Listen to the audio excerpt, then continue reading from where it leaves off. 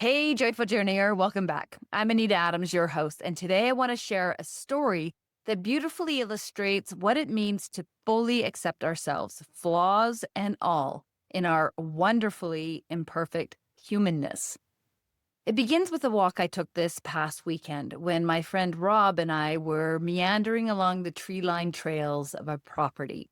He and his wife were visiting, and as we strolled through the forest, our conversation turned to something close to both our hearts, being messengers, sharing words and wisdom that help others step more fully into their authentic selves. That's what I want to be, I said to Rob, a messenger. That is what you are, he replied, to which I responded with a quiet sigh. I know.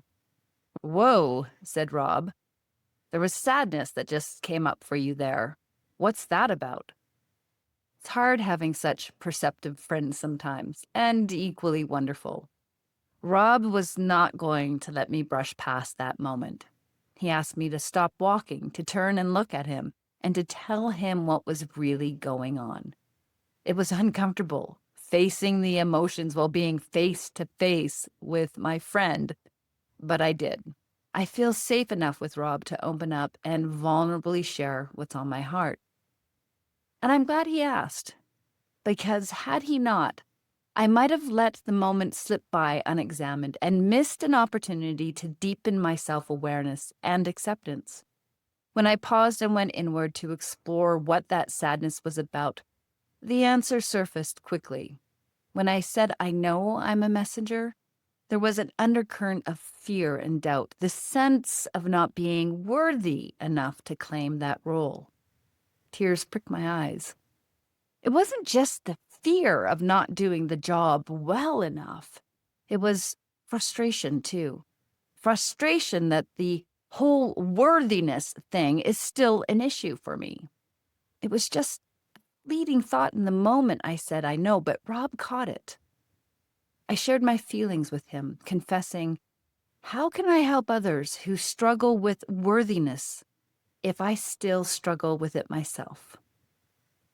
And what he said next shifted something profound in me. Your job isn't to overcome these feelings, he said.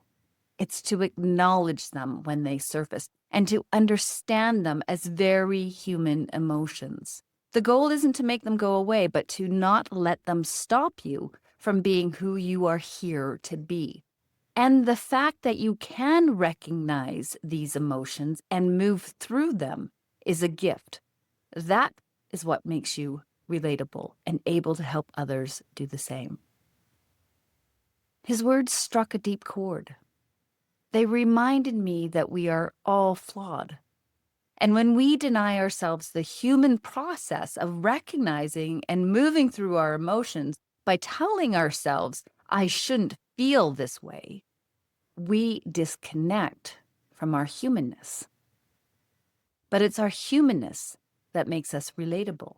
It's what allows us to support others who are struggling too.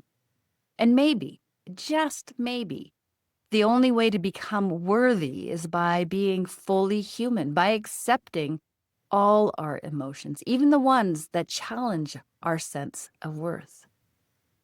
That doesn't mean we sink into despair when those dark feelings arise.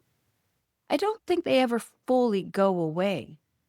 But when they do show up, we can meet them with compassion. We can say, there you are, and accept them as part of the journey.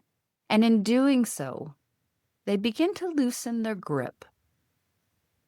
So, Joyful Journeyer, I encourage you to simply notice when those moments of doubt, fear, or sadness surface. Say hello to them, acknowledge them, accept them. They're not signs of weakness. They are signs that you are fully, beautifully human. To help you reflect more deeply on your humanness, here's a journal prompt to close today's episode. What emotions do I find hardest to accept within myself? And what might shift if I greeted those emotions with compassion rather than judgment? I hope you take a few quiet moments to explore the answers to these questions and see what wisdom rises from within. If you'd like to go deeper with this kind of inner work, I invite you to visit my new website, joyfuljourney.ca. There you'll find resources to support your journey, including my book, Whispers of the Soul, details about one-on-one coaching, upcoming retreats, and more. It's all designed to help you connect more fully with your inner wisdom and live a life that is aligned with your true self. Until next time, let the whispers of your soul keep guiding you on your joyful journey.